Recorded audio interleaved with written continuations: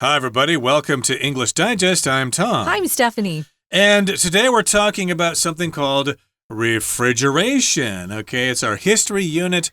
And refrigeration, of course, is when we put food or drinks in the refrigerator and we keep them cool. We preserve the food so that we can eat it at another time, like eggs and cheese and meat or whatever. Yeah, so the definition of refrigeration is to make something cool or cold. So we're going to talk about how that ability has changed lives. I didn't realize they had ice long ago, Tom. I guess I was pretty silly. I just thought, oh, man, they had to eat all, food that they freshly killed, I guess, the same day. But they figured out how to keep things cold a long time ago. But now it's so much easier because we have electricity.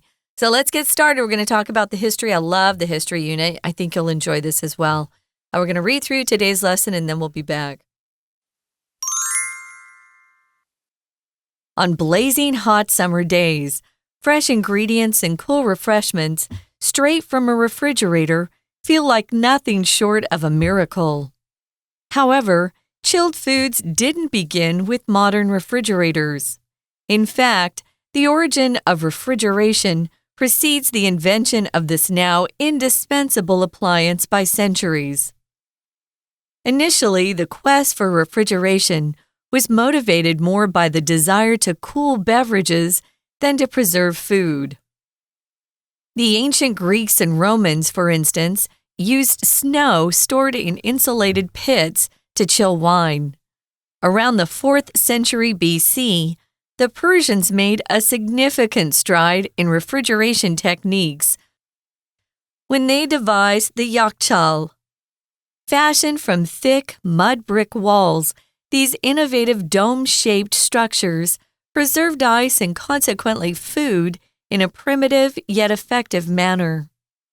It wasn't until the 17th century that refrigeration took another leap forward with the development of the ice house. Equipped with a system to drain meltwater, this underground chamber could keep ice frozen for up to 18 months. By the 18th century, ice houses were a prized feature that was part of many wealthy estates and villas in the UK. The popularity of ice houses ushered in a golden age of commercial ice trading in the 19th century.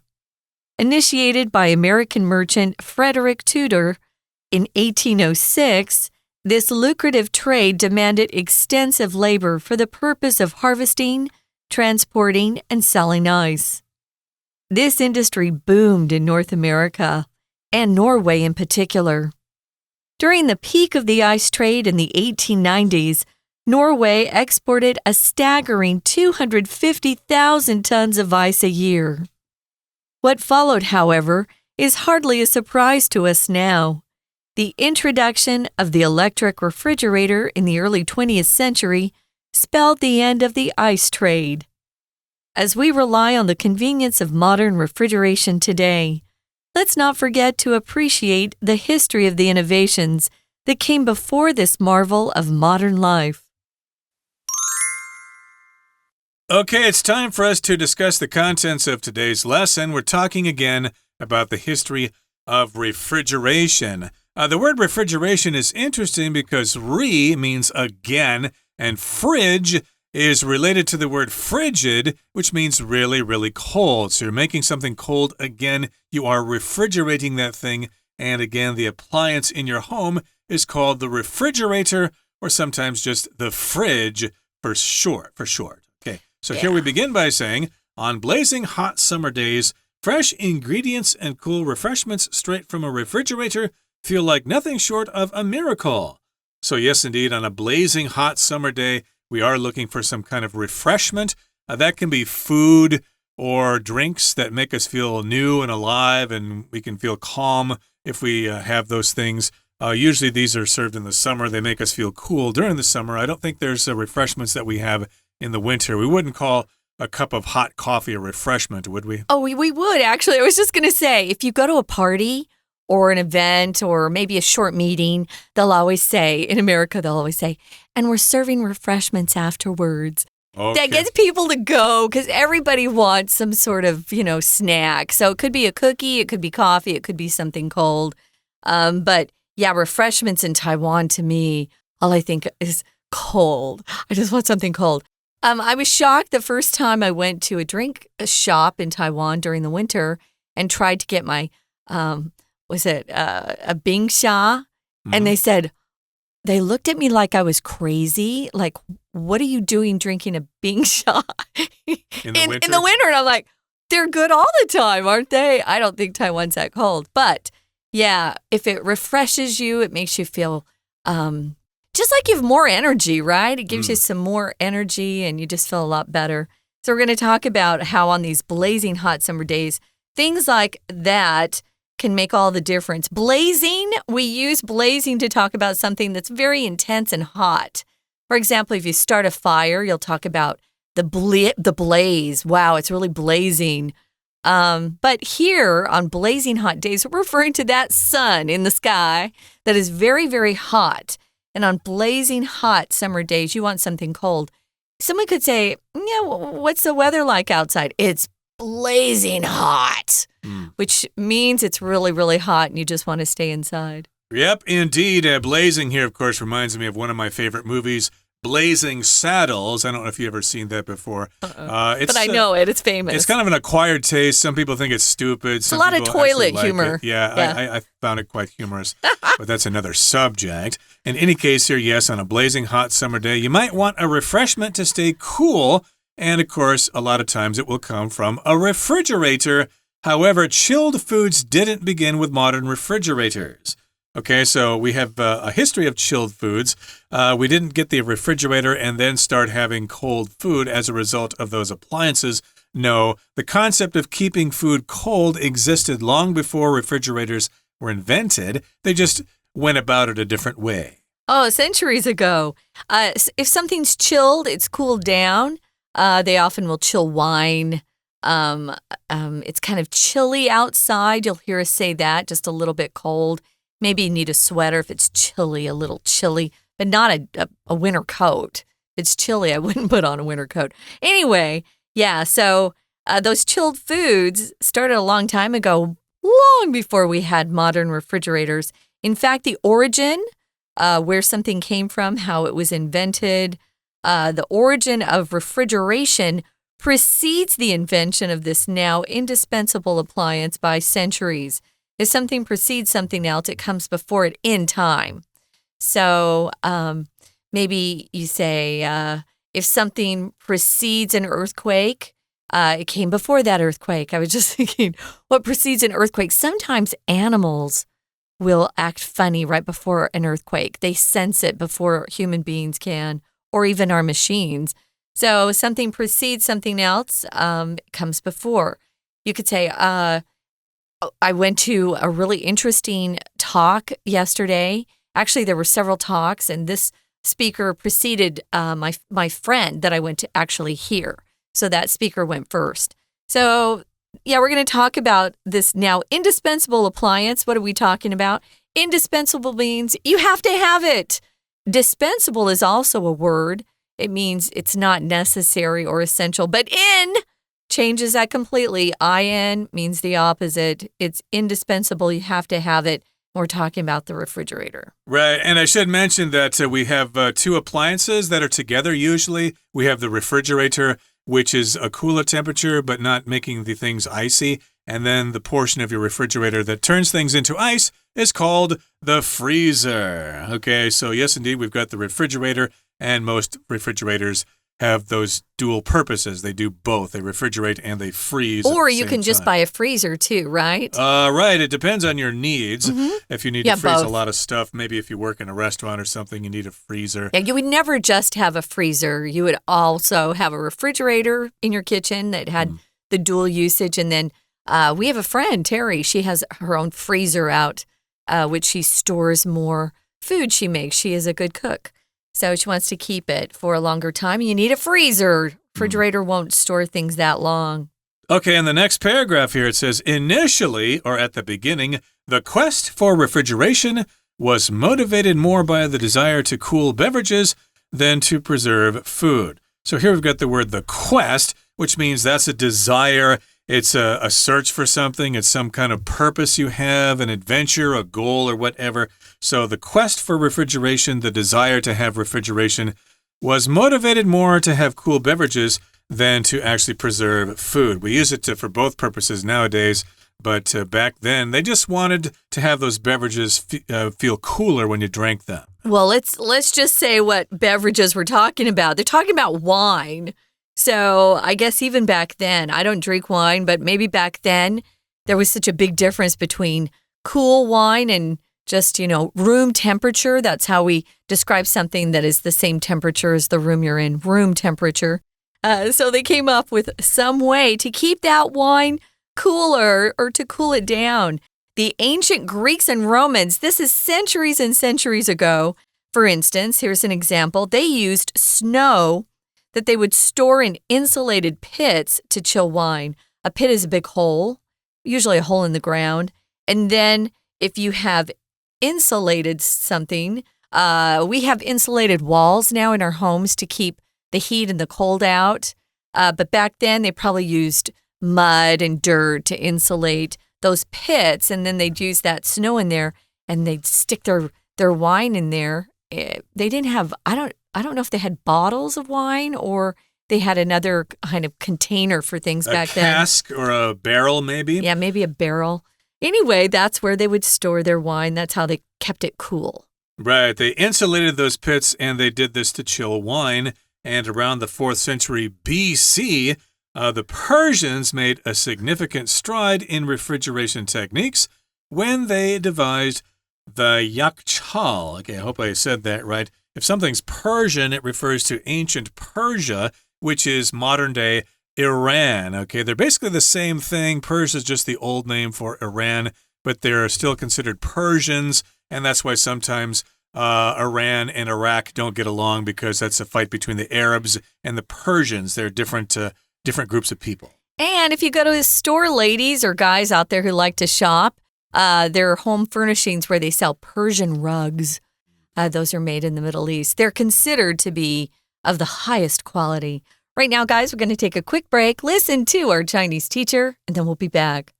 听众朋友大家好，我是安娜。我们今天要带大家来看冰箱。不是冰箱啦，也不能说是完全是冰箱，因为以前人没有冰箱啊。那到底要看什么？看一下冷藏技术的演变。说真的，夏天这个冰箱真的太重要了，要冰麦茶，要冰冷饮，然后还要冰冰淇淋。可是到底怎么样才出现这个冷藏呢？我们全地球应该都会有冰，对不对？所以以前的人其实都是把冰先保存起来，后来才发明冰箱嘛，大概是这个概念。可我们今天的文章啊，是设计成为一个这个文艺选择，所以看这个选项啊，要先看一下我们比较不常用或不熟悉的一些选项，然后等一下看文章之后呢，大概就可以选出正确的答案。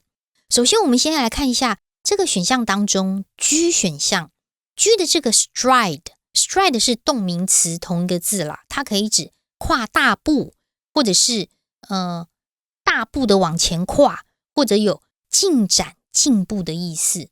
那像这种动名词同一个字的时候啊，我们看文章就要分析一下这个格到底是出现动词呢，还是有可能要填个名词才会通顺。好，接下来的 H spell 拼字加 ed， 拼字真的有拼字这种意思吗？如果是考在高中的话，其实我们要知道 spell 当动词本身还有 cause 导致什么样的灾难啊，或麻烦啊，不好事情，有 cause 的意思。当然这个字 spell 本身当名词就是咒语了，那加了 ed 应该就是一个动词，可能是过去式或过去分词。好，接下来的 I 这个 drain 啊，有排出液体或者是减少的意思，它是个动词。那 J 的 lucrative 是形容词它指的是赚钱的。那我们就回过头来看一下文章这个冷藏技术的演变。那当然我们一开始一定会先从冰箱引入主题啊，我们刚刚说了冰箱现在冰东西啊，冰什么食材啊，可是其实冷藏的起源其实好久好久以前就已经开始了。那我们在文章的第一段请特别注意一下第一句，这边有一个片语 nothing short of 这3个字我们把它抓出来。这个 nothing short of， 它字面上啊 short of 就是短缺、短于、少于。nothing short of 不少于，不少于的意思呢，就是强调非常高的程度。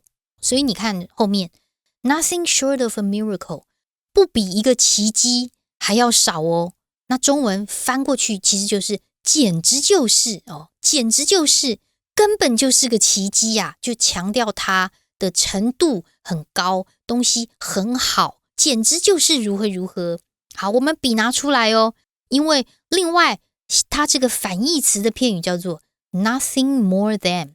nothing more than 字面上就是不超过，不超过的话，不超过就是 only 嘛，只不过是，这 this is nothing more than something， 这只不过是一个什么它充其量 nothing more than 只不过是如何如何，就是不超过，就强调一个低标，强调低标，只是如何如何。那接下来还注意一下第2句跟第3句，这边要一起看为什么呢？因为第3句我们一开始叫做 in fact， in fact 是事实上事实上就是强调事实啊。可是 in fact 前面其实也在讲事实耶，可是 in fact 的前面通常都会不清不楚的，很模糊甚至多半都会有一个 not， 所以我们把 didn't begin 这边把它圈起来，跟后面的 in fact 做个连结。因为 in fact 这个片语啊，通常会出现在这个综合测验当中，甚至有时候会放在文意选择。那通常就是强调一个精准的事实，但是前一句话又会否定掉一件事情，很模糊。例如在这边然而冰东西这件事情啊，也不是说什么这个现代的冰箱啦然后事实上呢，根本就是在好多年前就已经有冷藏技术了。我们要强调 in fact 之后精准的事实。好，所以第2段接下来就开始啦。到底为什么当初会有这个要有冰箱或者是所谓冷藏的这件事呢？真正的动机其实就是只是想要喝冷饮而已啦。当时在很久很久以前，古希腊罗马人就是放在隔热地窖当中，他们用那隔热地窖当中的雪来冷却葡萄酒。到了公元前4纪左右呢，波斯人就发明了冰塔，所以这个是一个很重要的一个进展。不过我们在第2段这边请先注意一下第1句的地方。第1句这边先把 more than 抓出来。如果你看到 more 它是一个比较级，你就要去找那个 than 在哪里。那 more than 抓出来之后，你就知道它比的是什么呢？它比的其实是 desire 后面的2个形容词 the desire to cool beverages 跟 then 后面的 to preserve food。那在这边呢，这个 to cool 跟 to preserve 就不是动作咯，因为它们都是用来修饰前面的 the desire， 是那个这个渴望或者是这个需求，所以是2个形容词在做比较，其实是为了要 to cool beverages， 是要冰冷饮而不是要保存食物。那在这边我们要再特别补充一下第3句。第3句有没有看到一个西元前4世纪 the 4th century BC， 这个 BC 常会有这个读者或者是有同学会问说 BC 是什么？ BC 是 before Christ， 就是在耶稣基督之前，也就是西元前。 We're going to take a quick break. Stay tuned. We'll be right back.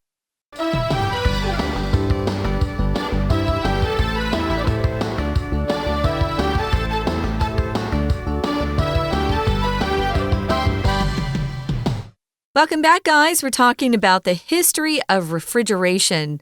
Some of you may not have known that there were ways to cool things down long ago, centuries ago, and they didn't have refrigerators back then. So what did they do? We're talking about some really inventive, clever people who really wanted to have some cool food and drinks, and so they found a way. It's really fun to look back into history and see how people lived. I love that. I love history. So when we left you, we were talking about the ancient Greeks and Romans, and they used snow, and they would put that snow in pits or big holes, and they would pack earth around it to keep the snow frozen, and that's where they would keep their wine. They'd chill the wine.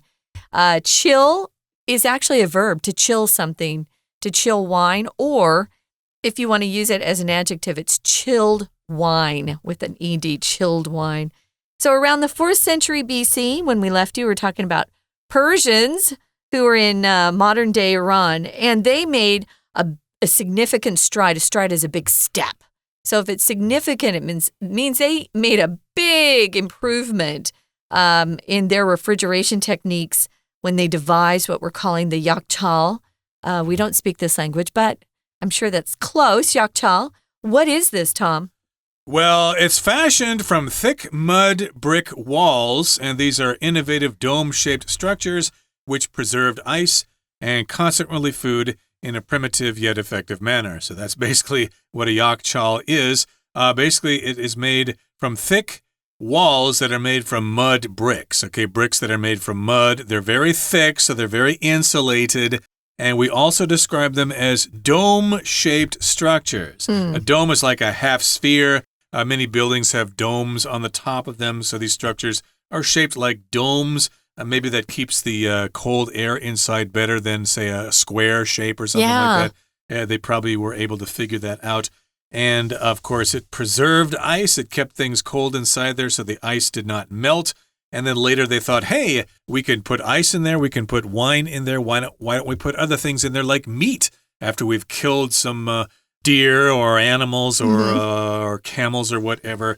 We can preserve their meat in this particular structure.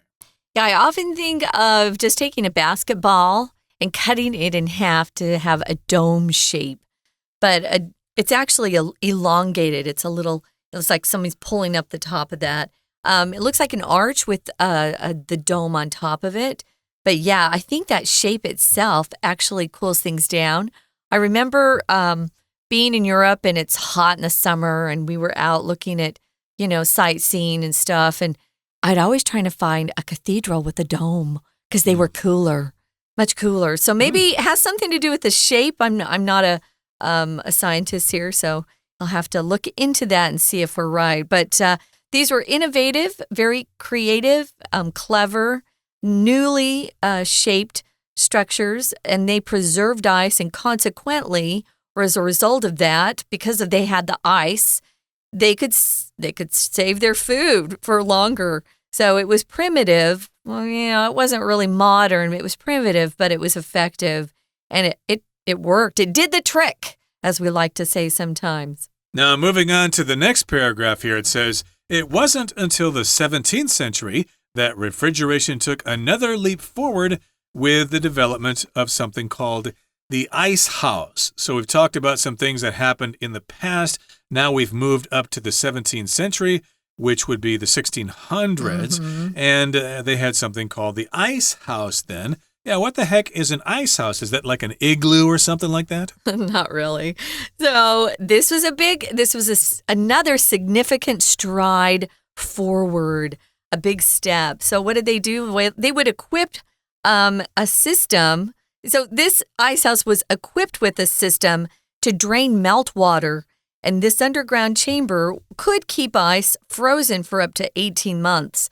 I read some books that were set in either the 1700s or 1800s and read about some of these ice houses. They have to be underground. Notice that. It's an underground chamber. So they would kind of build things that were like having a cave underground. So you want to go low because it's a little cooler down there, right? And they would use this underground chamber and drain the meltwater, and that would keep the ice frozen. So they would ship in ice. They would get the ice when it was cold. They'd immediately take it down to this underground chamber, and then they would drain the meltwater. Meltwater is only a word really used to talk about water that comes about because snow is melted or ice is melted. We don't really use it as normal people, average people. We usually say melted water, but here meltwater is correct. It's the official term.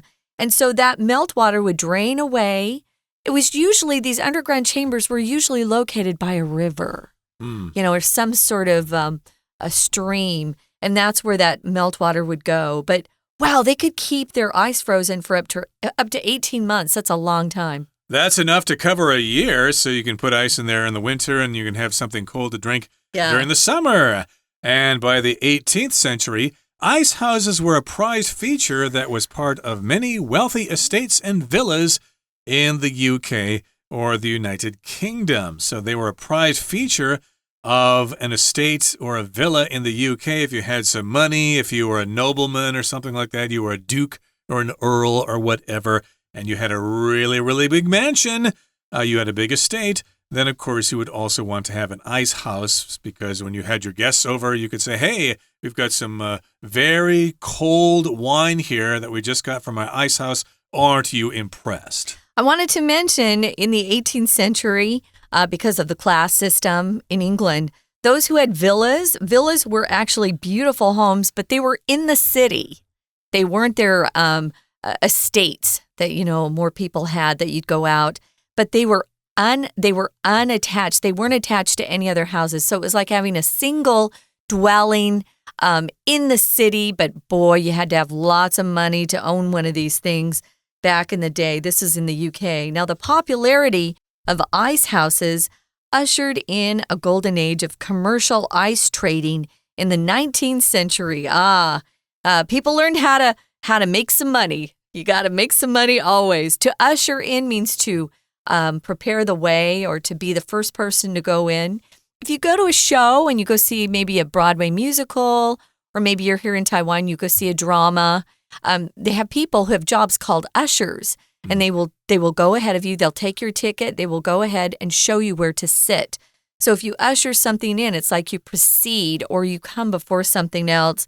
And that's what the popularity of the ice houses did. They kind of paved the way for the commercial ice trading that took place in the 19th century or the 1800s. Right. It represented the beginning of this particular era in history. It was all about the golden age of commercial ice trading, which took place in the 19th century or the 1800s. Mm-hmm. And the next sentence says, initiated or begun by American merchant Frederick Tudor in 1806, this lucrative trade demanded extensive labor for the purpose of harvesting, transporting, and selling ice. So it was lucrative. They can make a lot of money with this particular industry, and they harvested the ice. They basically created the ice. They got it from someplace, and then they transported it, and then they sold it, and this industry boomed in North America and Norway in particular. So yes, indeed, they made a lot of money in the U.S. and Canada and in Norway, and during the peak of the ice trade in the 1890s, Norway exported a staggering 250,000 tons of ice a year. Now, something staggering, it's really impressive. It is so big that you can't believe that it could possibly exist. It was staggering. It was severe. It was extreme. This was a very large number. Yeah, another synonym is astonishing. It was just amazing. It brings shock about it. It was so big. So what followed, however, is hardly a surprise to us now. We're moving into modern era here. The introduction of the electric refrigerator in the early 20th century, the 1900s, spelled the end of the ice trade. So spell the end of something just means its doom. It brought about its destruction or the end of something. So it spelled the end of the ice trade. But a lot of men, especially those big muscly men, made some money in the ice trade for many years. So as we rely on the convenience of modern refrigeration today, let's not forget to appreciate the history of the innovations that came before this marvel of modern life. I'm afraid kids see this word marvel these days and only think of Marvel cartoons and Marvel movies. No, Marvel actually has a real meaning. It means to fill you with wonder or astonishment. And it is this marvel of society. Now, here we're using the noun form. The verb and the noun are pronounced the same. The noun just means a wonderful or astonishing person or thing. What a marvel. Yeah, and you could describe something as being marvelous. That was a marvelous movie, or that was a marvelous chunk of ice there that you put in your glass, since we're talking about ice. But in any case, it's important not to take this for granted and know about the history of refrigeration and ice. And I'm sure the Chinese had some way of keeping things cold as well. Okay, that brings us to the end of our explanation for today. Here comes our Chinese teacher. 接着我们就要来看第3段咯。第3段就讲到又有关键的进展，因为到了17世纪的时候啊，随着冰窖的发展，冷藏技术出现了大跃进诶，甚至还有那种溶水的排放系统，让冰块可以冷冻长达18个月。所以后来到18世纪的时候，冰窖就会成为很多英国那种富裕的庄园和别墅一种很特别的特点。但是在第3段我们这边特别注意一下第1句的地方。第1句像这种强调句分裂句啊，其实就是还蛮令人困扰的。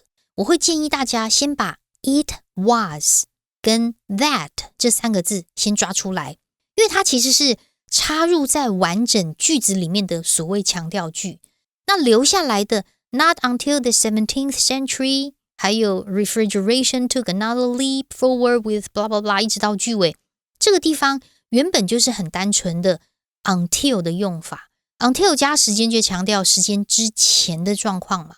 所以时间17世纪之前好像冷藏技术就是没有太多的改善，大概就是一直是那个样子。17世纪之后就大跃进了，所以我们现在要强调这个17世纪，就借由强调句 it is 跟 that 进来，这是过去的事情，所以把 is 改成 was， 然后把 that 跟 was 的中间的时间放进去。可因为当中有一个习惯，就是 until 加上时间，如果原本的句子有一个 not 否定的话，它也会被跟着抓出来，所以这个句子就会变成 it wasn't until 加时间 the 17th century， 再加上 that 我们谈到的冷藏技术在17世纪的时候产生了一个很大的跃进。在第3段特别注意这边。那接下来的第4句呢，第4段的地方就讲到啦19世纪的时候，因为开始有贸易冰品咯，所以这个地方又开始有很大的改变。那最后的第5段就讲说产生了电冰箱这件事情。那我们回过头来看在第4段，第4段的第2句是一个分词构句哦，请注意一下句子当中的第1个这个 initiated 被动式，它是一个过去分词，到底是由谁开始的啊？如果莫名其妙又看到动词 ing 或 pp， 主词一定藏在逗点之后哦。这个赚钱的 trade 这种贸易啊，原来是被谁给开始的，就是一个美国商人，所以这边是一个分词构句。那当然到最后面的句尾就讲到我们现在的电冰箱咯，所以其实我们现在啊 we take the fridge for granted， 已经觉得电冰箱好像就是基本配备，但其实冷藏技术是有它的历史。以上是我们今天内容，我是安娜，我们下次见。That's it, guys. We're done with our history unit for today. We hope you'll join us for our next program. But while we're gone and you have time, join our YouTube channel and listen to some more lessons, learn some more English, and practice some more. It'll do you good. For English Digest, I'm Stephanie. I'm Tom. Goodbye. Bye.